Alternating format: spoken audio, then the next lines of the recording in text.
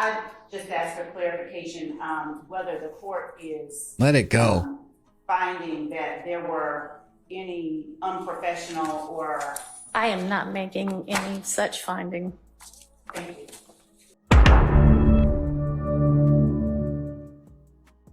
Is a list of purported slights and misrepresentations by Ms. Love that I'm not going to go through in more detail. They're in the motion. I'm just going to say, Ms. Love, make sure that your representations to the court and in court are accurate and professional. Ooh. Hold on. Wow, that switched up quick. Let me run that back real quick. Slights and misrepresentations by Ms. Love that I'm not going to go through in more detail. Slights and misrepresentations. I'm just going to say, Ms. Love, make sure that your representations to the court and in court are accurate and professional. All right? I will continue to do that as I have. All right. Or require all parties to make certain that that is. Okay. All right. With regard to Judge Glanville's comments, I mean, he's off the case at this point. If we want to endeavor to craft some sort of a instruction to the jury, you know, I'll consider something that y'all want to present to me. But I know in particular, Mr. Steele, you took issue with apparently at some point Judge Glanville used some adjectives about you, specifically unprofessional and unprepared. Yep. Are bothersome to you, and I can understand that. I would also say that not only is that in the past, but if that was in front of the jury can see for themselves how you present, whether you're professional, whether you're prepared. And so that ought to take care of that. And this court is going to instruct the jury, just like is done in every case, that nothing that the judge says, no matter whether it's this judge or the prior judge, is evidence. It's not supposed to indicate any kind of a bias one way or another. And so I'll give those curative or those instructions anyway. And if you want something additionally curative wise, I'm willing to entertain that as well. Okay. Yeah, I don't think there's anything more to say there. Given that Judge Glanville is now gone, recused from this case anyway, and I have instructed Ms. Love to conduct herself with professionalism. I am going to deny the motion for mistrial as it is sought and on the bases on which it is sought in this motion. Okay, so yes, Brian Steele, no mistrial. Whether the court is finding that there were any unprofessional or. She got her feelings hurt. Come on, Miss Love. Let it go. Let it go. Move on. She is so. Let it go. Let it go, Miss Love. Just be professional. Just say okay and move on. She has just got to be right. This is crazy. It's even a worse look. Yes. I just asked for clarification whether the court is. Let it go. Finding that there were any unprofessional or. I am not making any such finding. Thank you. Yes. Come on, man. Maybe I was lost for a second. I think we switched to a place where I didn't believe we were at, or I didn't understand discussing regarding a mistrial. I didn't really understand us to be at that point in the motions yet. And I just wanted to be clear for the record, to the extent that a mistrial was denied. Mr. Stillwell, it has been we never requested a mistrial. Okay. And to the That's true, he did not. Denied, I just want to be clear that Mr. Stillwell has not requested a mistrial, and when we were going to move on to Mr. Harvey's specific request for a mistrial. Yeah, I hadn't gotten to that one yet. Okay. All right. I appreciate that. I just want to make that clear for the record. Okay. Thank you. Just relax, Max.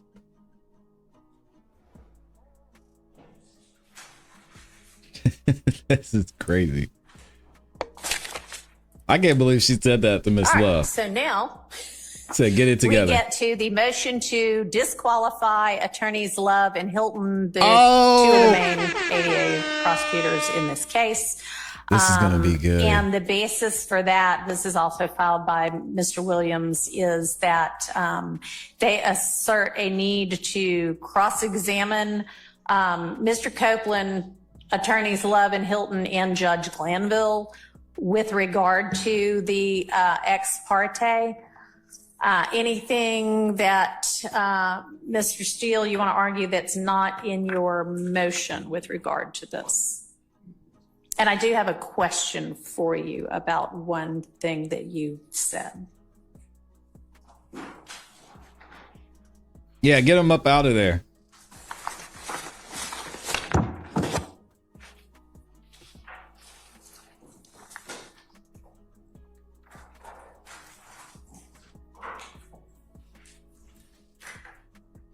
Dang, look at what does Brian still got going on over there?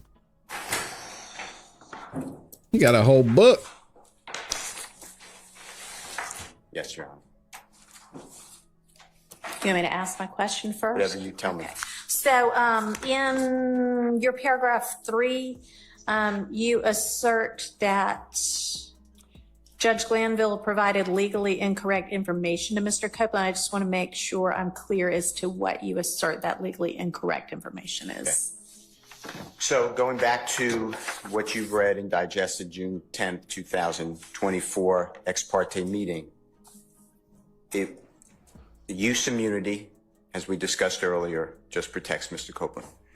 What Prosecutor Hilton and what Judge Glanville were telling Mr. Copeland was, you can say lies, as long as they're not big lies, and you will not be prosecuted. He could be prosecuted for perjury and false statements. Okay, and when you say that, do you That's true. mean when it was mentioned that if you say, I don't remember, No. you I can't said be it. prosecuted? No, I have to get the transcript in front of me, but it was as long as Miss Love told you, which is not in the transcript, but the Judge Glanville said, as Miss Love previously told you, remember is the word used, unless it's a big whopper of a lie, you will not be prosecuted. Do you have access to the transcript right Yes. now? May I step back? Yes, and of course I thought I brought it up here with me too, but I don't seem to have it in front of me either. All right, Brian, come on now. We got to be prepared, man. Can you go see if it's on my desk somewhere? I don't know how it couldn't be here, but thanks. Yeah, she told Woody he couldn't be prosecuted. Only thing he wasn't allowed to say is that he killed Big Nut. The judge is unprepared. We have some unprofessional, unprepared people in the courtroom today. See if we can fast forward. I'll be somewhere. From the transcript of the ex parte hearing, June 10th, 2024, he directed me to page 40. They need to get some of us in there. We'll tell them where it is. Line 20. What will get you in trouble is you not, is you just invoking your Fifth Amendment privilege because you have been given immunity. Or as Miss Love said this morning, remember, Miss Love said, if you lie, if you overtly lie about something, like if you tell a bold-faced, not big whopper, bold-faced whopper, Bold-faced whopper, yeah. then they can indict you on that particular charge. I mean, that particular false statement. And then Mr. Copeland said that's what they're going to do. Then there's conversation. by Ms. Bumpkus. That is what I was saying. You will be right back here. Then Bump Hilton us, said bump us. on page 41, line 5. Bumpkiss. But if you say something that you know that you did not do, like you admit to something you know you did not do, whether you, and then Mr. Copeland said, like murder, don't have, like no statute of limitations, right? Ms. Hilton said on line 10. But if you didn't do it, I can't charge you with something you didn't do because I don't have any other evidence but you saying it. Mr. Copeland saying, but y'all don't like ... His lawyer said, you could charge him with false statements and he will be back in jail. That's what I'm trying to say. And then Ms. Hilton on line 17 said, but if I know that you're lying about that, I do not intend to do that. If I know right now he's lying, I know he's lying, I'm not going to charge you because I don't know your reason for doing that. But I'm not going to charge you when I know you didn't do what you were trying to say you did now. And that can be part of this. I know you didn't do it. And the judge is there. So I hope that's answered your question. There's another space that I can find. I just need a second. But yeah, that was messed up that she said that. You won't get in trouble. He says that throughout. You can say you don't recall. You won't get in trouble. There's also a place in here where the judge tells Mr. Copeland and Ms. Hilton that the statute of limitations, this is Ms. Hilton, the statute of limitations has run. In federal court, she says, I looked it up. In federal court, it's a 5-year statute of limitations. In Georgia, it's a 4-year statute of limitations. If I could get that site for you, I'll tell you exactly where it is.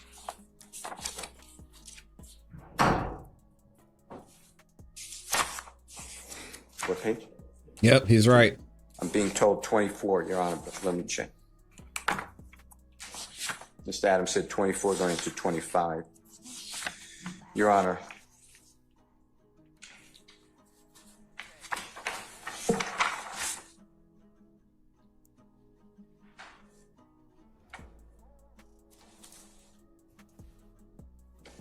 On page 24, line 12 is what I see.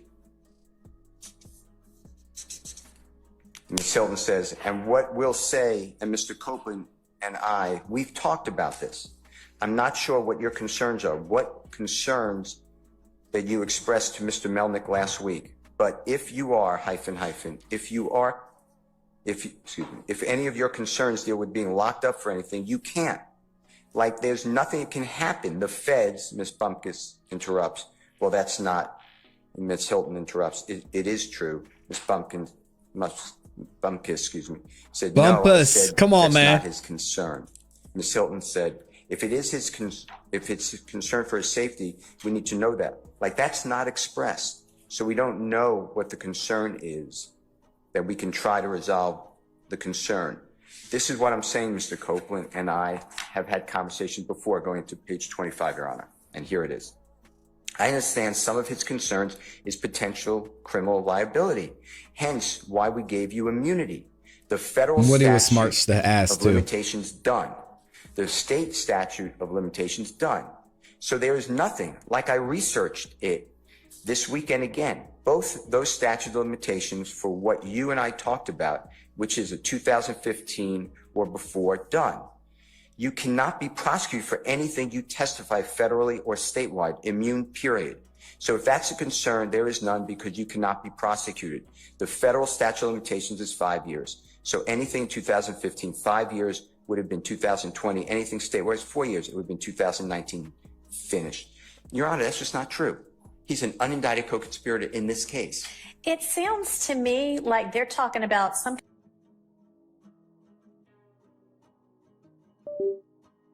kind of particular crime he might or might not have committed that he might be testifying about, and whether. And where is that in the transcript? Murder, because as he recognized, murder has no statute of limitations. But that sounded like it was a really particular crime. You can't tell a person. I wouldn't tell a person. How about that? You can't be prosecuted because statute of limitations ran when you know he could be prosecuted in our indictment. Exactly. The state is saying. Agreed. Yeah. That appears to me to be talking about something very particular that they've had, like a particular crime they had conversations about, and not overall broadly. You can't be prosecuted for anything. Yeah, but Judge Whitaker, what about the I did these crimes? Why is that not being brought up? Why aren't they talking about the I did these crimes? Brian, you gotta ask about that. Okay. I don't read it like that. All so on the next page, page 26, it's again, Ms. Hilton, line 2, you will not, this order, I don't Can I know interrupt if you for just a second Sure. too? And I'm sorry, and I do want to hear, but is there anything else that Judge Glanville said that you believe is legally incorrect information? Yes. Okay, because I want you We to need- address that. We as need you well. to testify. Why do we need you to testify? Uh-oh. That Mr. Copeland had to stay in custody till all 26 criminally accused have their case disposed of. That's not true. Okay, That's wrong. Yeah. Don't get that him riled up, is Judge Whitaker. on- Brian Steele's getting riled up. We gotta relax. And thank y'all for liking the video so far too.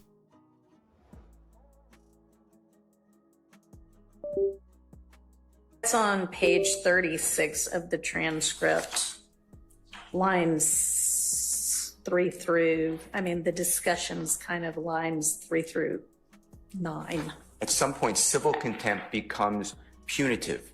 Civil contempt is supposed to make the person do the act. If the person's not doing the act, at some point, it's just not effective.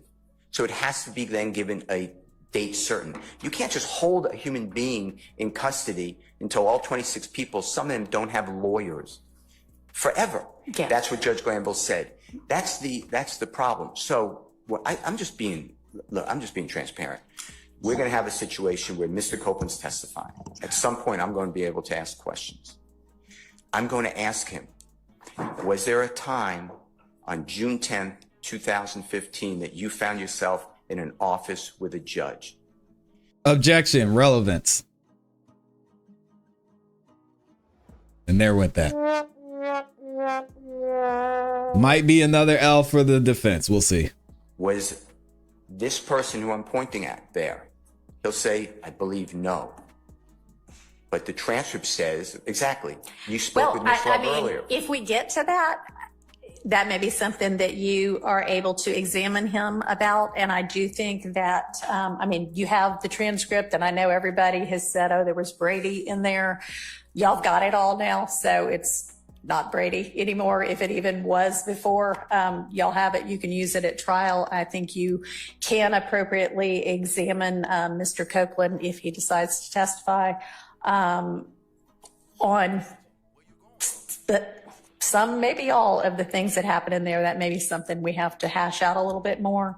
But let's not get ahead of ourselves. So with regard to legally incorrect information that the judge gave to Mr. Copeland, the two, page 40, 41, 24, 25, and then the one that I cited that you mentioned about all of, you may have to stay in jail till all of the co-defendants trials on page 36. Anything else?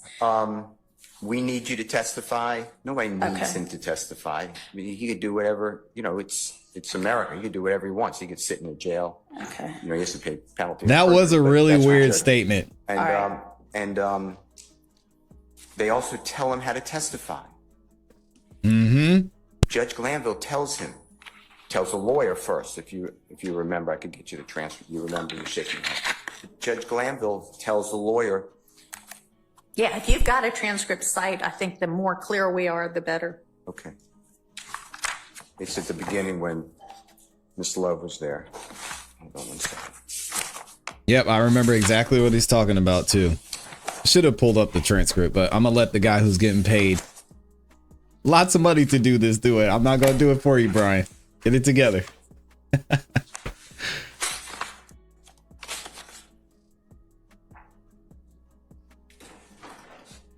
Variant says it sounds like the judge is telling them the judge angle is the way to go. I could be wrong, but I've seen judges do that. I'm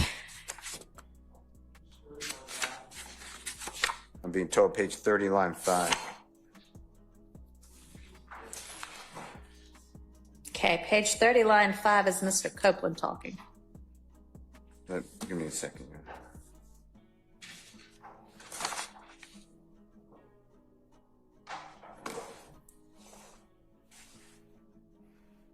Okay, so I start with page 8. Page 8, Mr. Copeland's not there. Mr. Copeland doesn't arrive until page 23. Right, and you asked where the judge, former judge, was asking questions that I'd like No, to ask. where he gave legally incorrect information to Mr. Copeland, Okay, which is what you put in your motion. well, okay, and page 8, though, if you take in consideration, starting on line 9, the judge, former recused Judge Glanville, is telling the lawyer for Mr. Copeland. Now, to be fair, I think Ms. Bumpkus, as an advocate or anybody, has got to tell him, meaning her client, he's going to face some pretty significant cross-examination.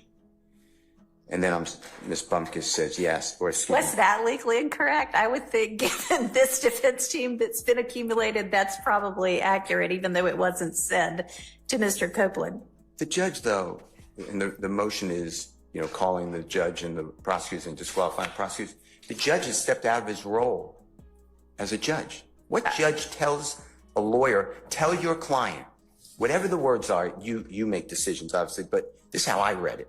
Tell your client he's going to face significant cross-examination. And you know what else? The judge goes further. Nah, they're kind of grasping at straws there, Brian. Telling him that the client, he's telling Mr. Copeland that the clients are guilty. Mr. Copeland's not here at this point in time. This is his attorney, Ms. Bumpus. All right, let me get that for you.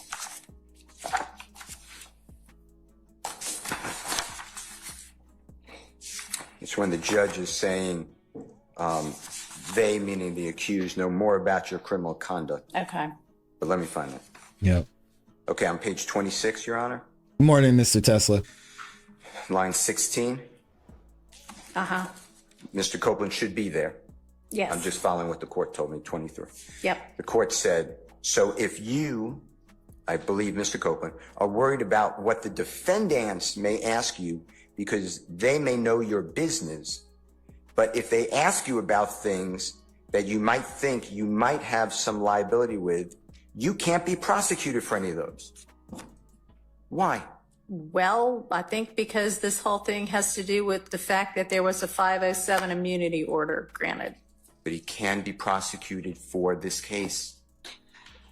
Which is not what the judge is saying there. Okay. I don't know. I don't know any judge who gives advice like this. Then on page... Well, if you are, I mean, if the topic of we need to move it along. Is to ensure that Mr. Copeland understands what it means that he just got immunity, which he certainly does not seem to at the outset of this meeting, and the nuances of that. I mean, that's a nuanced issue, even for lawyers. It might be appropriate in the context of ensuring the client understands what could get him in jail for contempt and what the grant of immunity means, that he would explain to the witness, the potential witness, here's what it means. So, all right, I don't find anything improper about that particular one. All right, so we're moving on. Next point. On page 30, it's not the judge now, it's Mr. Copeland speaking. Here we go. Page 5, I believe he's speaking about the district attorney, but in front of the judge. You told me before you went to the judge with whatever thing you went to him with, and I believe that that's the use immunity order. Right. You told me I can't, when I'm asked a question, I can say I don't recall or I don't remember, excuse me, I don't know. You told me that if I plead the 5th, I mean something. Why would I plead the 5th to something I ain't do? And I said that you don't know what I did and what I ain't do, and then you was like something. So to me, telling a person you can say you don't know, nobody should tell a witness you don't know. That's all the state wanted. I don't recall, so they could get in a prior. It's in front of the judge. And then with Mr. Talking about what the judge did or didn't do for cross-examination of Ms. Hilton and Ms. Love, that was Brady, as you said, evidence. Yes, I have it now. But why wasn't I told that? Yeah, exactly. He had to fight for I it. want to ask questions. Okay, so I mean, Judge Glanville is off the case. That all would go to whether it's appropriate for Judge Glanville to be on this case. That has been taken care of. My understanding of the law is the motivation for any witness to testify is admissible evidence. Right, and you can certainly ask Mr. Copeland about that. And I'd like to ask the judge. oh, he wants to get Glanville on the 36, stand. Line 3, until the trial is over, until all defendants have been, I got these 6 that we have right now, then there's another 6. Ms. Hilton said, no, there's another 12. The court said, there's another 12 or thereabouts that are still outstanding for various forms or another, and they're talking about he has to stay in jail. And I'd like to ask Ms. Hilton, Ms. Love said the same thing, and Judge Glanville, why would you tell him that when that is not the law? You can't just hold a human being. All right, so you can certainly ask Mr. Copeland about that. Okay. I don't know that. What about the Judge Glanville? prosecution's motivations are relevant to the issues that the jury is supposed to decide. And with regard to Judge Glanville, again, he is not involved in this case anymore.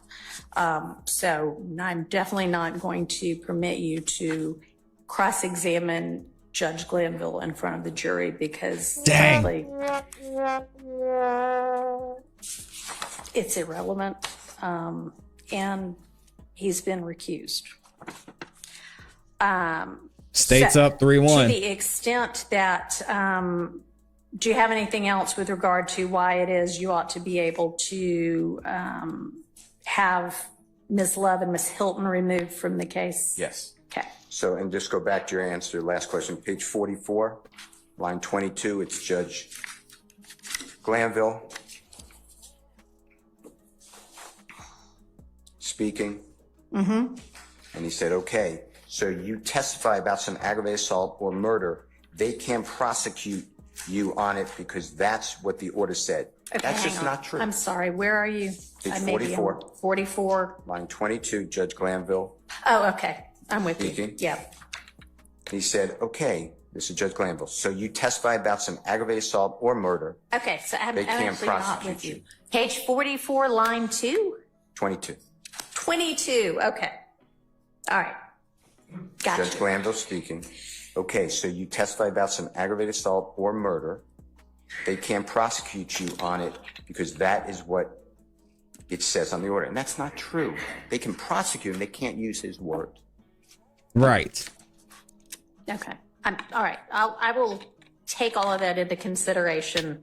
That's true. I don't think that I'm going to make a ruling on this particular motion today. I want to take a full look at all of it in context because I do think we have to consider it in context. I will note that one down as well.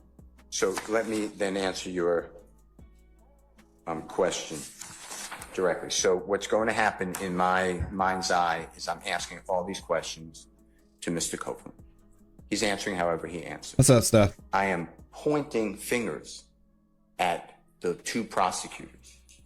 That mandates that the jurors have to rate their conduct that happened outside the jurors' purview. I am saying that he being Mr. Copeland, was given erroneous legal information. He was encouraged by the holding of hands of Judge Glanville, Miss Love. He was on Ms. their Hilton, team, he said. that they all intimidated, coerced, directed, encouraged, whatever the right word is, Mr. Copeland to do what they wanted him to do. It's in the transcript. We need you to testify, Judge Glanville said. Mr. Copeland will say, I don't know what he was going to say. But yes, I felt that. I felt that they were not going to let me out of jail. I can't then have, nobody should have, then lawyers stand up when the jurors now need to rank what they are doing in the case. Their conduct is at issue. I'm not making them witnesses. I'd rather they stay on, to be quite frank with you. They made themselves witnesses. Oh, shoot. The reason is because they injected themselves in such a, my opinion, inappropriate communication with a court and a sworn witness who did not ask any questions. The gentleman was represented by known counsel. He says, and it's in here, I could give you the page, but there's no reason. Take me back to the jail. Judge Glanville said, do you want to talk with your lawyer, me, or the state? Why would a judge say speak with the state and go around the lawyer, even in front of the lawyer? So all of this to me is very at the heart of that gentleman's testimony, his credibility, and it invokes and puts into effect the testimony and credibility of Miss Love, Miss Hilton. I can't ask anyone on the earth. I have a transcript, but I can't ask Mr. Copeland, why did Miss Love tell you? Or tell your lawyer, if your lawyer told you. And I understand I have to stay away from attorney-client privilege, but did you ever find out this statement? And if his answer is yes, because Judge Glanville said, remember, Miss Love told you. We just read that. I want to talk about that. And then at some point, I want to ask Miss Love, why would you tell a human being that he's going to just rot, in my words, rot in jail until 26 people are gone, which is not the law? It's a good point.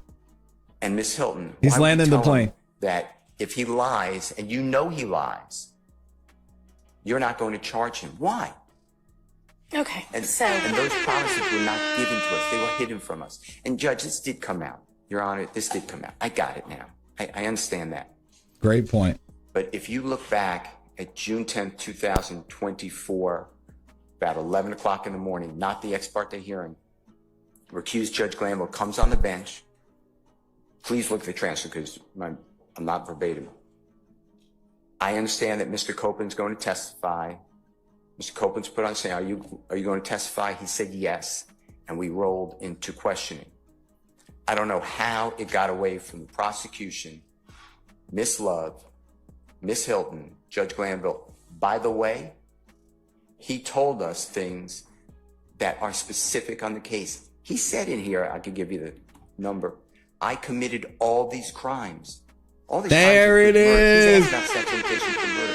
We don't get any of that. Finally. So for all those reasons, I'm going to cross-examine Mr. Copeland. I'm going to bring all that out. And the people who are at the heart of that conversation are witnesses as well. They should not have done it. Then they tried to hide it, which I'm bringing out as well.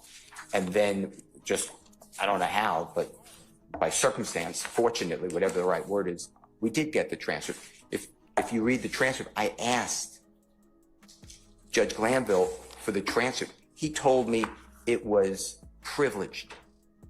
All right, so I think this is rehashing kind of old ground that's not relevant to where we are right now. I want to bring it all up in front of the jury, though. Well, we'll get there when we get there. And that's what we talked about several times, that I did these crimes. Brian Steele, I think it seems like he's just holding on to this until he gets Lil Woody on the stand, because as y'all know, he's already got immunity. He can't stand the state. I don't know if he likes Brian Steele or not, but he wants to get out of there, save face, and not be in jail. So he says, I did these crimes. They go back. The state is going to be in trouble. But this is not, I cannot call anyone else. You can only go in the mind of Miss Love. Why did she call the meeting? I don't know. Anyone else could answer. No one asked for that meeting. This is my Why weren't we invited? And Miss Love stands up here and said, we needed to answer questions because Mr. Copeland asked questions. I don't see that. He's represented by a lawyer. I mean, I don't see that. Okay, well, thank you. I appreciate it. Anyway, that's the basis of calling. I heard what you said about Judge Glanville. That's the basis why I want to call Judge Glanville and ask, why did he join the prosecution team? And I believe that then dovetails into Judge Glanville saying wrongly that I was not prepared, wrongly that I was unprofessional. And then he later acknowledges that, but he says, I'm not going to instruct the jury. So the jury's never heard that. And I heard what you said, that you'll instruct the jury.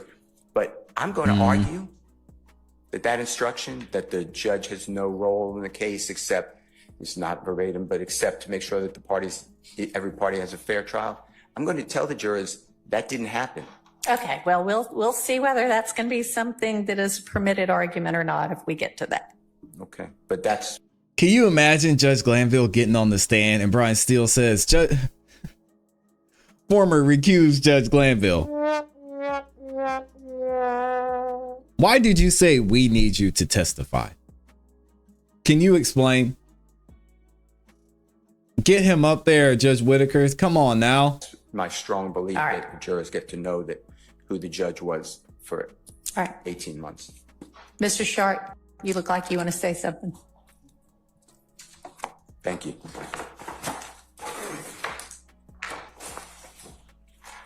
Brian was able to land the plane. It was a little bit bumpy there for a minute, but focus on things that we're likely to discuss. And yeah, remember that this is the motion to disqualify Ms. Love and Ms. Hilton. Right. I would just like to stress one point that, Your Honor, I know that you have joined us and weren't there on June 10th.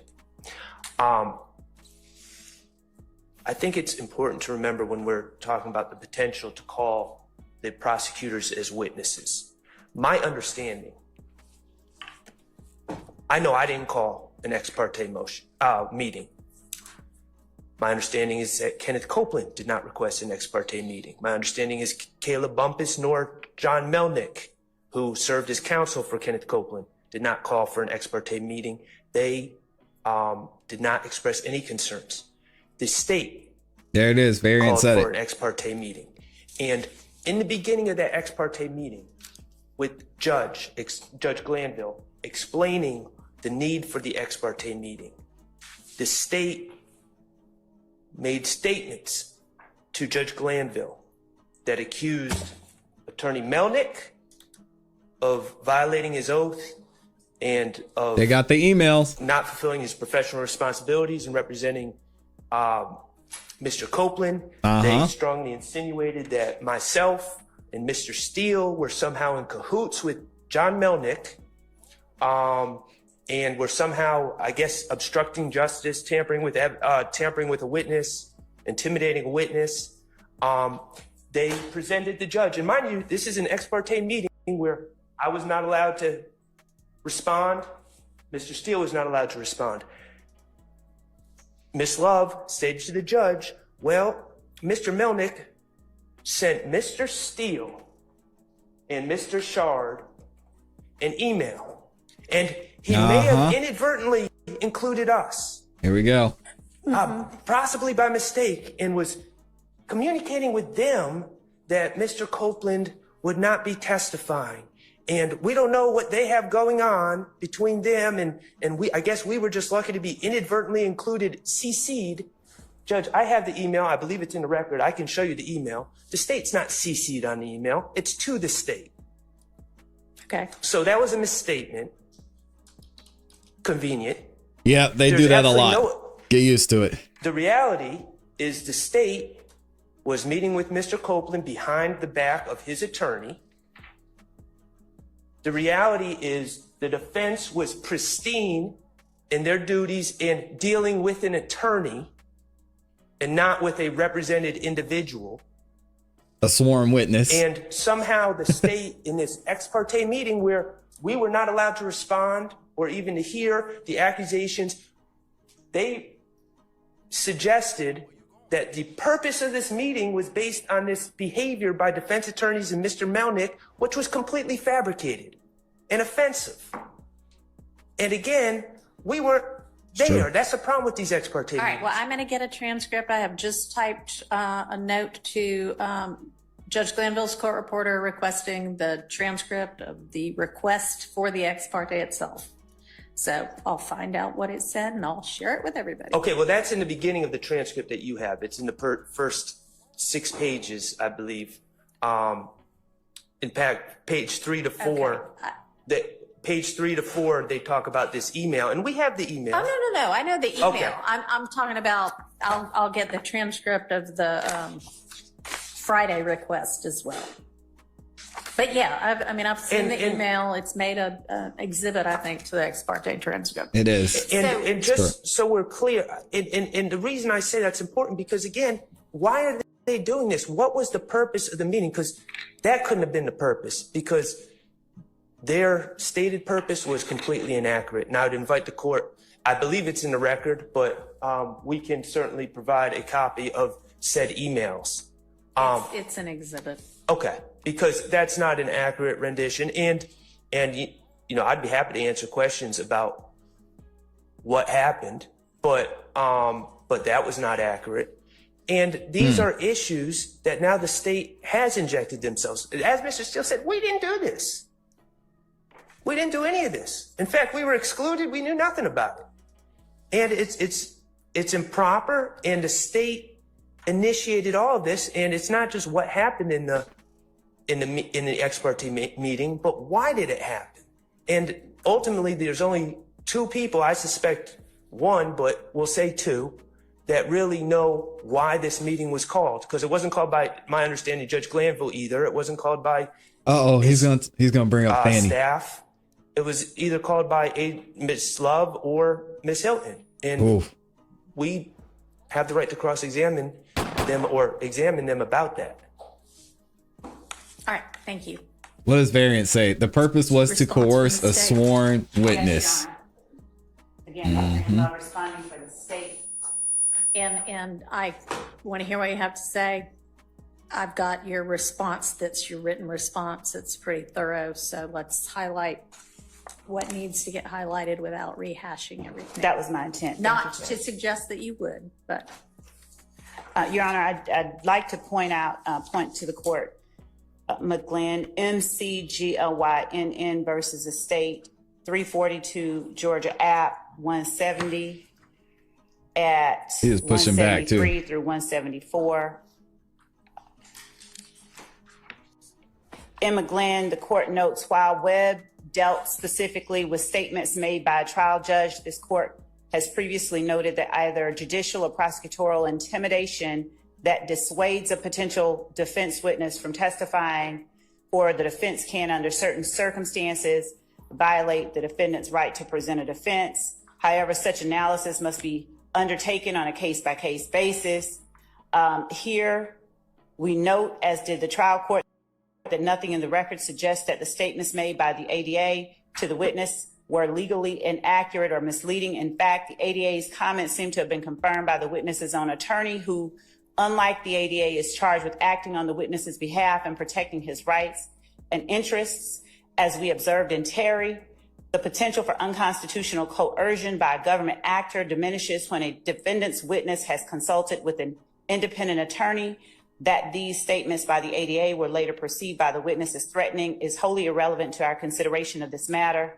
The court has held that the state is duty bound to inform the witness of the possible consequences of admitting under oath facts that could place the witness in legal jeopardy, give me 1 second, including notifying the witness that the criminal law would be enforced to the full extent against those who violate it. And that's the court citing Murray versus the state, 157 Georgia App, 596 at 598. As of course the court has noted, we have included in our response the applicable case law that we believe is most relevant to the court's consideration of the motion to disqualify. In this particular instance, Your Honor, I would assert that the why of any particular proceeding is not a material issue, is not something that is relevant to the juror's determination of the guilt or innocence of either defendant in this case. It's not in any way. It's, if anything, it would be the effect of anything said on the witness themselves, and the witness himself could testify about that. In addition to the fact, as we stated in our brief, there were multiple people there as reflected in the transcript, and there's no reason to, there's no need to resort to an extreme remedy as disqualifying the prosecutors in this case, any more than we would have the right to cross-examine Mr. Steele or Mr. Sharp based on what they may have said to Adrian Bean or anyone else in this case. So we would ask that the court simply deny the motion for such an extreme step as disqualifying Ms. Hilton and me. And we would base our argument on what we presented in our brief. Does anybody know what she just said? Something that's tied up with this issue is the fact that, there's been a motion filed with regard to it, and we haven't gotten to it yet, but I think the defense is correct, and I don't think the state opposed the fact that everything after at least the 14th and probably the 12th needs to be redone, and that is all of Mr. Copeland's testimony, virtually all of it.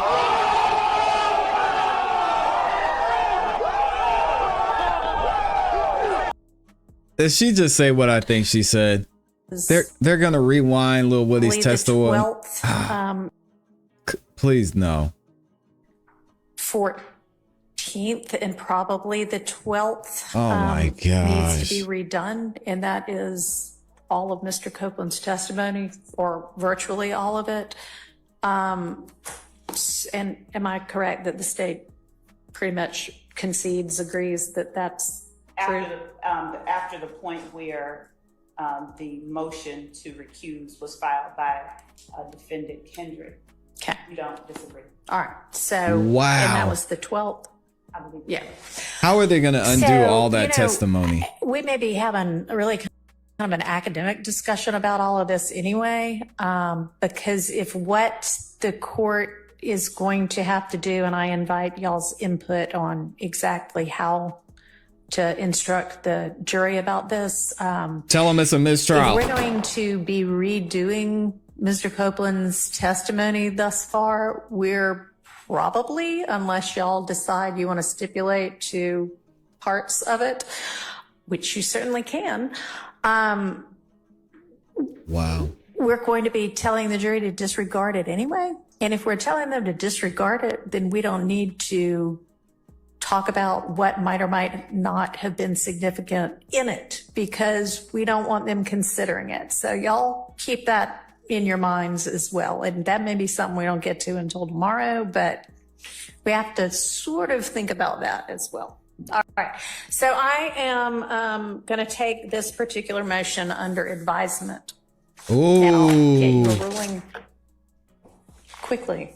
Okay, so we might have a tie here. So right now the state is up 3-1, but when it comes to getting Hilton and Love off of this trial, she said she's going to take it into consideration. Ooh. That is interesting. Let's keep it going. Probably tomorrow. Oh, Rose asked if I'm married. I thought you were asking if Love was married. That's funny.